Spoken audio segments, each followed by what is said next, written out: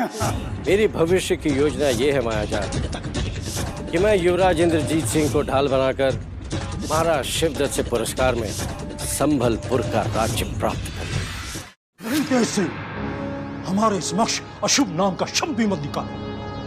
महारानी चंद्रकांता और महाराज वीरेंद्र सिंह के जीवन में हम कोई भी दुख, कोई भी संघर्ष नहीं देखना चाहते। हमारे समस्त गुप्तचरों ने युवराजों को खोजने के लिए कन्हेरी की जंगलों की घेराबंदी कर ली। अब कभी भी उनके मिलने का शुभ समाचार आ सकता है। महाराज, हम भी युवराजों के सकुशल और अतिशीघ्र लौटने की कामना करते हैं, क्योंकि महारानी चंद्रकांता अब एक पल भी युवराजों का वियोग सहन नहीं कर सकती। जानते हैं तेज सिंह, इसीलिए हम दोनों युवराजों के विषय में सूचित करने में भय खा रहे थे, परंतु अब यह सूचना गुप्त नहीं रखी जा सकती। तेज सिंह, मन पर भारी पत्थर रखकर अब हमें यह सूचना महारानी चंद्रकांता को भिजवानी होगी कि हमारे दो फूल अचानक हमसे बिछड़ गए। हमारे युवराज कहाँ है महाराज? हमारे युवराज कहाँ है? हमें हमारे युवराज लौटा दीजिए महाराज, लौटा दीजिए महाराज। पद्मिनी, तुम चुप क्यों हो? तुम कुछ क्यों बोलते नहीं? महाराज को समझाओ कि हमें हमारे इंद्रजीत और आनंद दिला दे।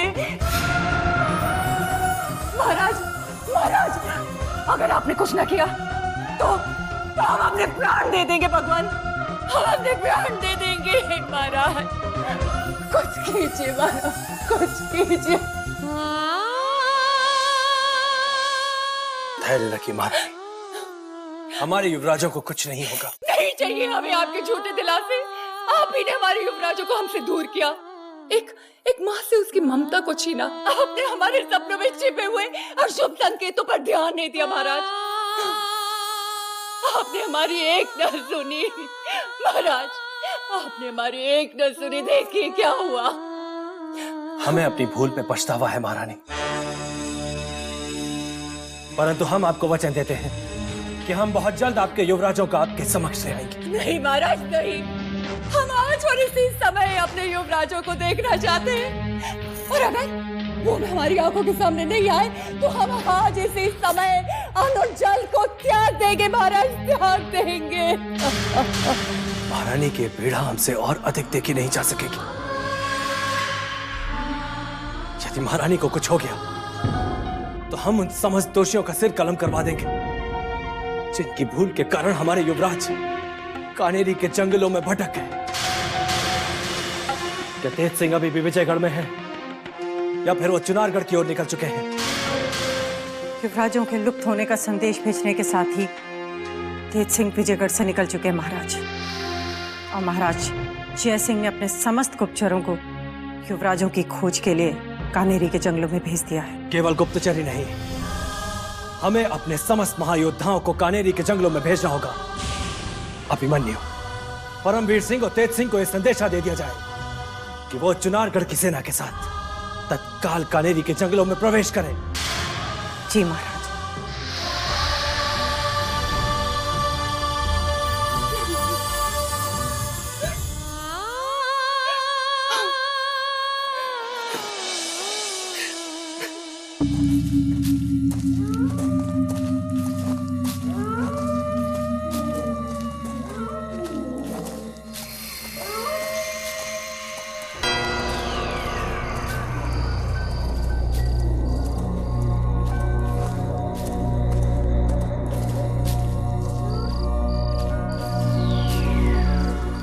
राज, कहीं हम किसी भूल भुलैया में तो नहीं फंस गए? क्योंकि कोई भी मार्ग का हमें अंत दिखाई नहीं पड़ रहा है। जो भी मार्ग पर चलना आरंभ करते हैं फिर से वहीं पहुंच जाते हैं। आप ठीक कह रहे संग्राम सिंह जी। यदि तत्काल में हमने कोई उपाय नहीं सोचा तो हम न जाने कब तक यूं ही भटकते रहेंगे। एक उपाय है युवराज, हमें तुरंत किसी सैनिक को विजयगढ़ भेजकर महाराज जय सिंह को ये सूचना भिजवा देनी चाहिए, ताकि वो यहाँ आकर हमारी सहायता कर सके। भैरव सिंह, हमारे किसी भी सैनिक के लिए इतनी सरलता के साथ इस भूल भुलैया से निकलकर विजयगढ़ तक पहुंचना संभव नहीं होगा। इसलिए ये लड़ाई अब हमें स्वयं ही जीतनी होगी। हम भी अभी नहीं चाहते कि अनिष्ट सूचना विजयगढ़ के महाराज तक पहुंच जाए, क्योंकि हमारे स्वामी भक्ति के साथ साथ हमारे शक्ति पर भी प्रश्न चिन्ह लग जाएगा। हमारा कारवां लुप्त होने का समाचार विजयगढ़ के गुप्तचरों द्वारा समस्त राज्यों में पहुंच गया होगा, परंतु हमें सदा अपने इस भूल का पछतावा होगा कि हमारे कारण इतना बड़ा अनर्थ हो गया। आप भैया इंद्रजीत सिंह के भूल के लिए स्वयं को दोषी मत समझे संग्राम सिंह जी। आपने उन्हें समझाने के बहुत प्रयास किए, परंतु भैया इंद्रजीत सिंह ने आपकी एक ना सुनी और बिना बताए चले गए। युवराज इंद्रजीत सिंह के बिना हम और हमारे सैनिक विजयगढ़ की ओर नहीं बढ़ेंगे, परंतु हमें हर कदम पर ऐसे मक्कारों से सतर्क रहना होगा जिन्होंने हमें इस भूल भुलैया में फंसा दिया है।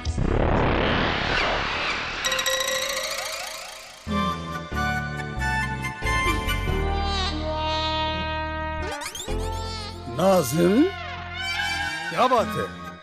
आज तुम हमें पहली बार देख रहे हो? जो ऐसे घूर घूर के देख रहे हो? क्या हमारे सुंदर मुख को टुकुर टुकुर देख के नजर लगाओगे हमें?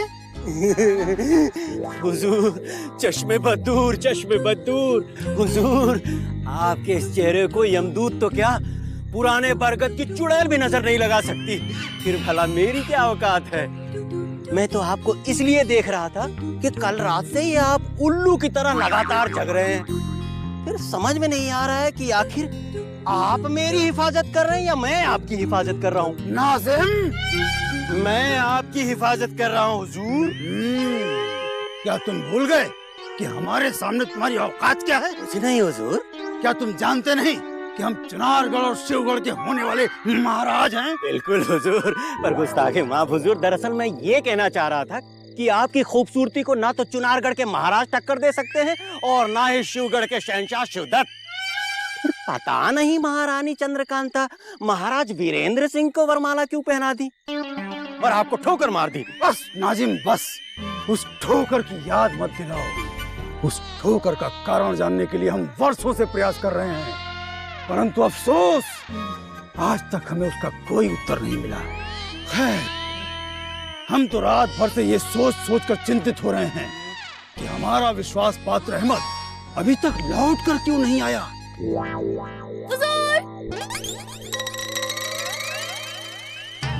क्या हुआ हुजूर? आप इतने गुस्से में क्यों हैं? क्या मुझसे कोई गलती हो गई? और नहीं तो क्या। अरे अपने असली रूप में आओ। खूबसूरत लड़की बन के हुजूर को रिझाने की कोशिश कर रहे हो? सुनो मत हुजूर। चलो आ जाओ अपने औकात में। गुस्ताखी माफ हुजूर, चंडीलाल से राज उगलवाने के चक्कर में देरी हो गई। शातिर चंडीलाल शिवगढ़ के खिलाफ अपनी चाल चल चुका है। वो क्रूर सिंह, उसने कहा था हुजूर, क्रूर सिंह का काम खत्म होते ही हम उसे दूध में पड़ी मक्खी की तरफ फेंक देंगे। ये तो आने वाला समय बताएगा अहमद कि कौन किसे निकालकर कहाँ फेंकता है। तुम ये बताओ, और क्या क्या कहा उस पाखंडी चंडीलाल ने? अब हम क्या क्या बताएं हुजूर? अरे कुछ तो बता दो। बताता हूँ हुजूर। उसने आपकी इतनी बुराई की, इतनी बुराई की, कितनी बुराई की हुजूर? महारानी चंद्रकांता अब हमें चाहने लगी है। हमें पूरा विश्वास था। नहीं, महारानी चंद्रकांता तो क्या उनकी दासी भी आपको पसंद नहीं करेगी? करेगी अहमद, अवश्य करेगी। हमें पूरा विश्वास है। तुम देखना, स्वयं महारानी चंद्रकांता हमें अपने विवाह का प्रस्ताव देंगी। तुम केवल इतना बताओ कि हमारे अलावा चंडीलाल ने और किस किस की बुराई की? किस किस की बुराई की? उन्होंने शिवगढ़ में किसी भी महायोद्धा को नहीं बख्शा। पंडित जगन्नाथ को महल से रुखसत करने के बाद उन्होंने भवानी सिंह को भी अपने वश में कर लिया है। बस वो अगर किसी से डरते हैं तो वो है शिवगढ़ के एक ही महायोद्धा, क्रूर सिंह। महाबली बद्रीनाथ।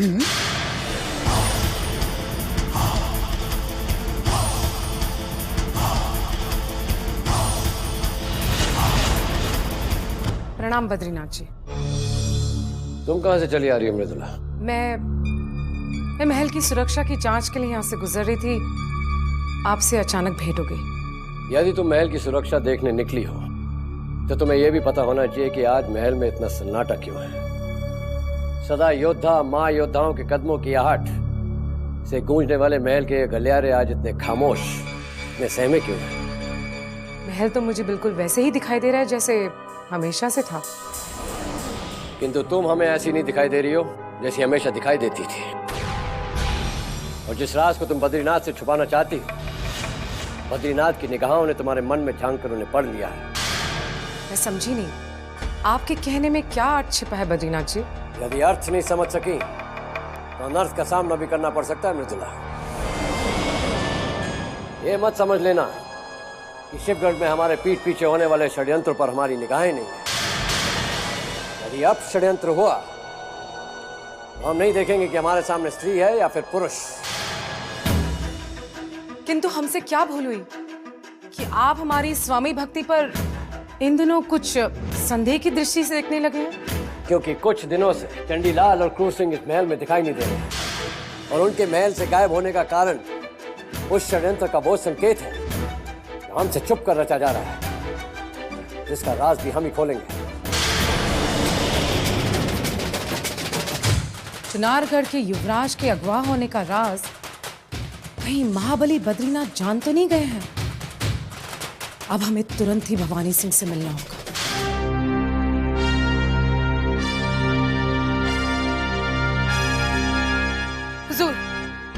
हुजूर, महल में अचानक बद्रीनाथ जी से मेरा आमना सामना हो गया। पता नहीं उन्हें मुझ पर क्या संदेह हुआ कि उन्होंने मुझसे कुछ ऐसे प्रश्न किए जिनका उत्तर देना बहुत ही कठिन था। हमें तुम पर पूर्ण विश्वास है मृदुला। तुमने उन्हें उतना ही उत्तर दिया होगा जितना हम चाहते हैं। और रही बात संदेह की, तो युवराज को अगवा करने का रहस्य जो हमने छुपा कर रखा है वो कभी ना कभी तो खुलना ही है। अब हमें बद्रीनाथ जी तो क्या, मृत्यु का भी भय नहीं है, क्योंकि महाराज शिवदत्त के चुनारगढ़ पर विजय के लिए हम किसी भी समस्या को तहस नहस कर सकते हैं। अब आगे बताओ, महल में और क्या हलचल है? महल के गलियारे सूने हैं, चारों तरफ मौत का सन्नाटा छाया हुआ है। अब जैसे युवराज के अगवा होने की सूचना चुनारगढ़ के महल में पहुंचेगी तो शिवगढ़ के महल में छाया हुआ सन्नाटा चुनारगढ़ में चला जाएगा। शीघ्र बताओ मृदुला, महाराज शिवदत्त से हमारी भेंट कब हो सकती है? कुछ समय और लगेगा हुजूर। महाराज शिवदत्त महारानी कलावती और राजकुमारी किशोरी को मिलने संभलपुर गए हैं। तो जैसे ही लौटेंगे अनुमति प्राप्त कर ली जाएगी। नवगढ़, चुनारगढ़ और विजयगढ़ से क्या गुप्त सूचना आई है मृदुला? गुप्तचरों की सूचना के अनुसार महाराज वीरेंद्र सिंह ने अपने खोए हुए युवराजों की खोज में अपने महायोद्धा अभिमन्यु, परमवीर सिंह और तेज सिंह को भेज दिया है, जो कभी भी कानेरी की जंगल में पहुंच सकते हैं। बीते युगों की है कथा गौरवमयी इतिहास की, ये अमर गाथा दिल के त्याग की और है बलिदान की। ये कहानी है जन्मदाता की।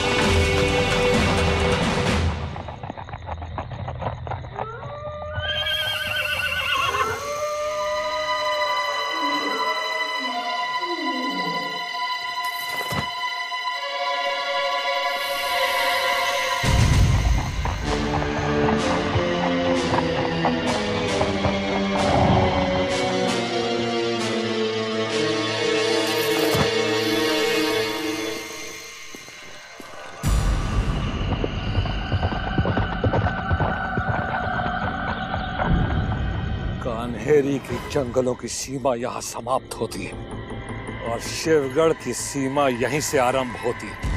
आज इस अंधेरी रात के काले साए में लिपटकर हमें शिवगढ़ की खूनी अभिशप्त धरती में समाना होगा। आज तेरे अभिमन्यु सिंह की अग्नि परीक्षा, या तो चुनारगढ़ सम्राट के लिए हम अपने शीश का बलिदान दे देंगे, फिर शिवदत्त के शीश को उसके धड़ से अलग कर देंगे। चल बादल।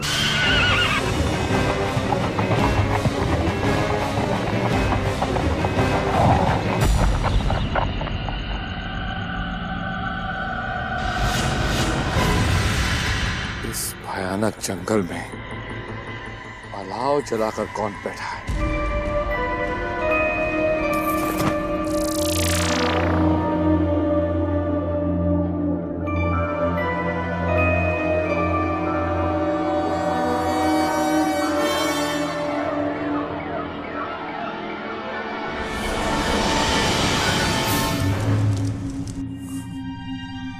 भाग्य प्रबल है हमारे। कान्हेरी के जंगल की सीमा समाप्त होते ही हमें विजयगढ़ का वो कारवां मिल गया जिसकी हमें खोज थी। परंतु युवराज इंद्रजीत सिंह क्यों नहीं दिखाई दे रहे? युवराज आनंद सिंह, महायोद्धा अभिमन्यु, महायोद्धा अभिमन्यु, इस संकट के घड़ी में आप किसी देवदूत के समान हमारे सामने आ गए। नहीं तो पता नहीं कितने समय तक हम इस जंगल की भूल भुलैया में भटकते रहते। पर आप अचानक बेड़ाघाट से यहाँ कैसे आ गए? हम चंडीलाल की खोज में शिवगढ़ की ओर जा रहे थे, परंतु मार्ग में चुनारगढ़ के गुप्तचरों द्वारा हमें हमारे युवराजों की भटक जाने की खबर मिली। परंतु युवराज इंद्रजीत सिंह दिखाई नहीं दे रहे। भैया आप हमारे साथ नहीं रहे अभिमन्यु जी। वो न जाने किसी तिलिस्मी खजाने को प्राप्त करने के लिए कहाँ भटक गए। तिलिस्मी खजाना? एक रहस्यमय डरावने बूढ़े बाबा ने किसी तिलिस्मी खजाने का उत्तराधिकारी बताकर उन्हें भ्रमित कर दिया अभिमन्यु जी। और भ्रमित होते युवराज इंद्रजीत सिंह उस ढोंगी बाबा के सम्मोहन में आकर ना जाने कहाँ लुप्त हो गए। हम उन्हीं की खोज में यहाँ इन जंगलों में भटक रहे हैं अभिमन्यु जी। तिलिस्मी खजाने के नाम पर किसी शत्रु ने हमारे भोले भाले युवराज के साथ छल किया, परंतु हमारी समझ में ये नहीं आ रहा कि आपने युवराज को अकेले अपनी आंखों से ओझल कैसे होने दिया संग्राम सिंह जी? हमने उन्हें रोकने के बहुत उपाय किए, परंतु युवराज इंद्रजीत सिंह हमें बताए बिना ही उस नदी के किनारे चले गए जहां उस षड्यंत्रकारी बाबा ने उन्हें बुलाया था। के बाद वो हमें दिखाई नहीं दी। युवराज इंद्रजीत सिंह जहां कहीं भी होंगे हम उन्हें खोज निकालेंगे। हम ये प्रण करते हैं कि जब तक हम युवराज इंद्रजीत सिंह को खोज नहीं लेते हम चैन की एक सांस भी नहीं लेंगे।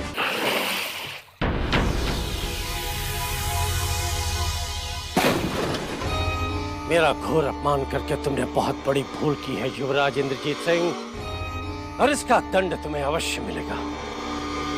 मैं तुम्हें इतना तड़पाऊंगा कि मौत भी कांप उठेगी।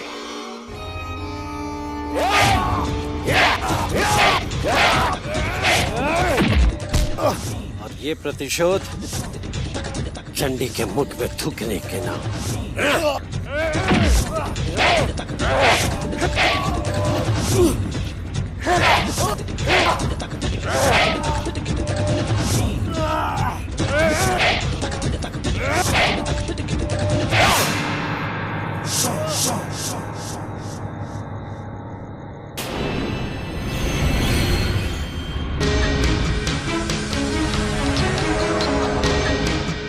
हमें कोड़े मारते मारते तुम्हारे कलंकित हाथ थक गए चंडीलाल, क्योंकि इनमें विश्वासघात का विष जो दौड़ रहा है।